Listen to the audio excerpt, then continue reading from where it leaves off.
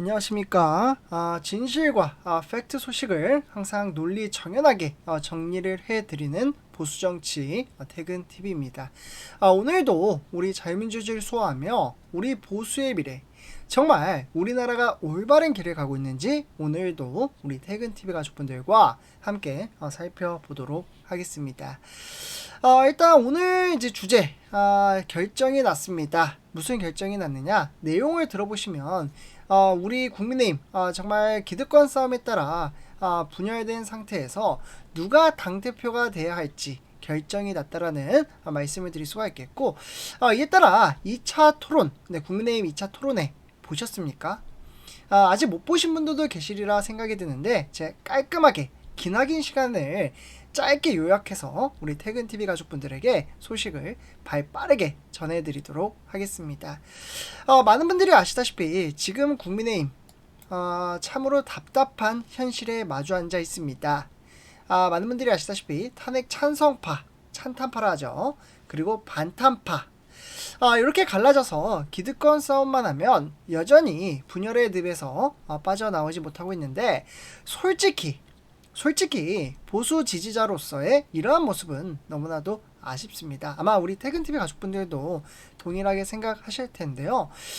저는 제 입장은 분명합니다. 오는 8월 22일 당대표 선출 이후에는 반드시 당이 정리되고 보수가 하나로 뭉쳐야 한다라는 겁니다. 그리고 이번 토론에서 저는 개인적으로 사람마다 지지하시는 분들이 다르겠지만 저는 뚝심 있게 말씀을 드립니다. 저는 장동혁 후보가 보여준 태도, 장동혁 후보를 지지한다라고 지속적으로 방송을 토대로 말씀을 드렸고, 이와 더불어 김문수 후보가 찬탄파와 맞서 싸우는 그러한 모습이 상당히 긍정적이었기 때문에 그러한 부분에 따라 오늘 이야기를 훨씬 편안하게 말씀을 드리도록 하겠습니다. 그래서 오늘 정말 중요한 소식을 전해드리기 앞서 구독, 좋아요, 알람 설정 한 번씩 부탁드리겠습니다.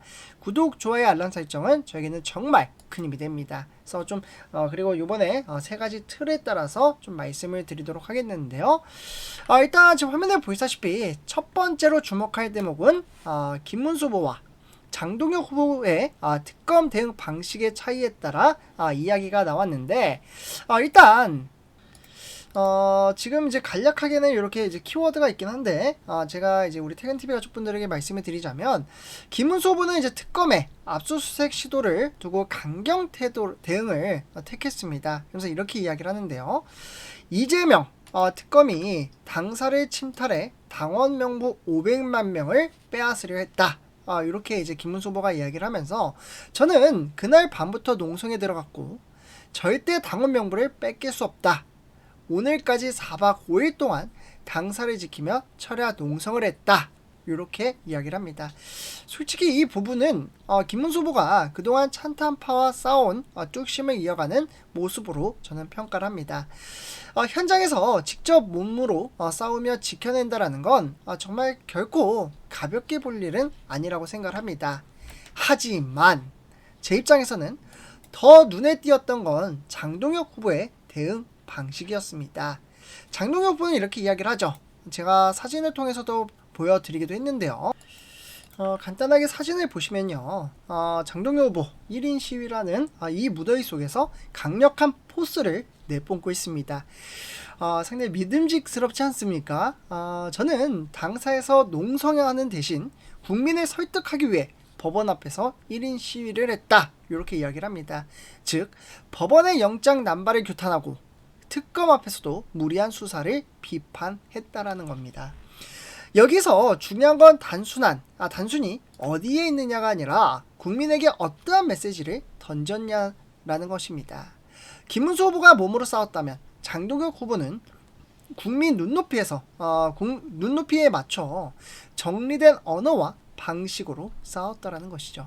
그래서 저 또한 저는 제가 감히 평가할 건 아니지만 제가 이제 제3자 어떻게 보면은 당원 입장으로서 김문수 후보도 잘했지만 이번 국면에서는 장동혁 후보가 더 잘하고 있다. 둘 다 잘하고 있지만 왜냐하면 지금 보수에게 필요한 건 단순한 강경 투쟁이 아니라 국민을 설득하고 지지를 확산시키는 전략적인 싸움이기 때문입니다.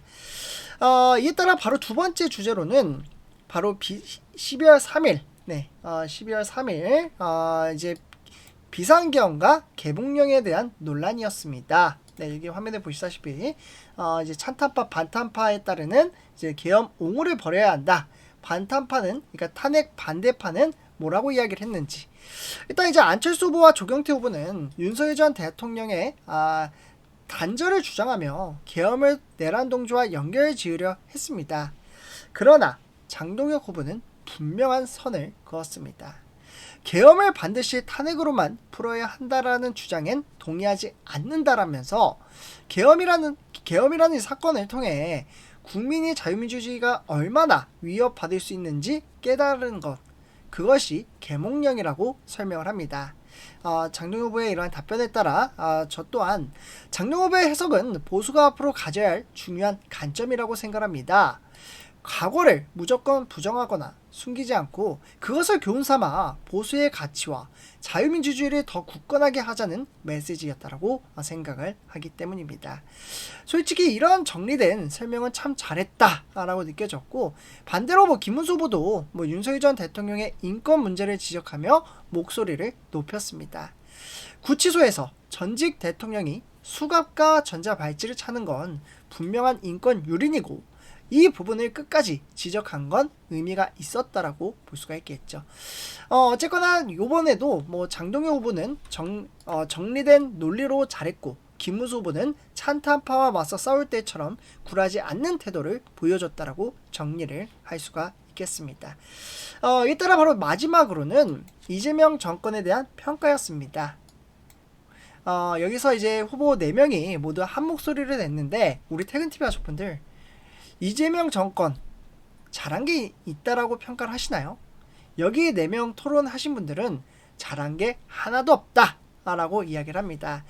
이에 따라 이제 제일 좌측에 있는 김문수 후보는 자기 재판부터 멈춘 것, 재판을 멈춘 것을 지적했고, 장동혁 후보 또한 민주노총과 이제 정교조 인사를 장관에 앉히려 한 것을 자유민주주의에 대한 선전포고라고 했습니다.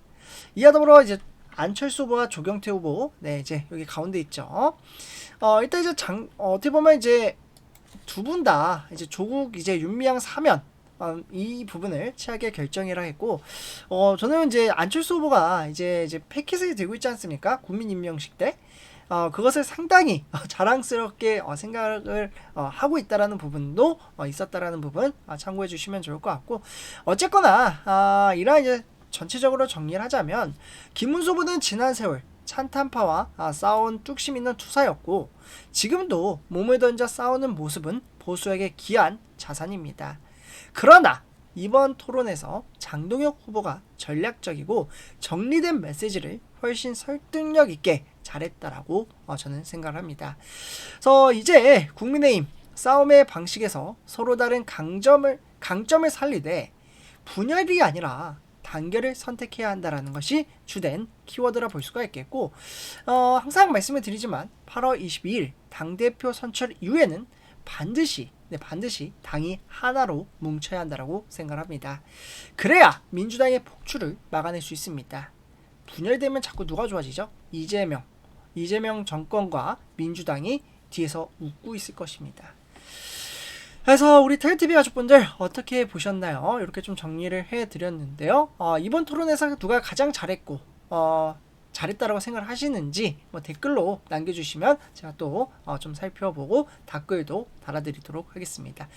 제 영상이 도움이 되셨다면 구독, 좋아요, 알람 설정 한 번씩 부탁드리겠습니다. 퇴근TV 가족분들 감사합니다.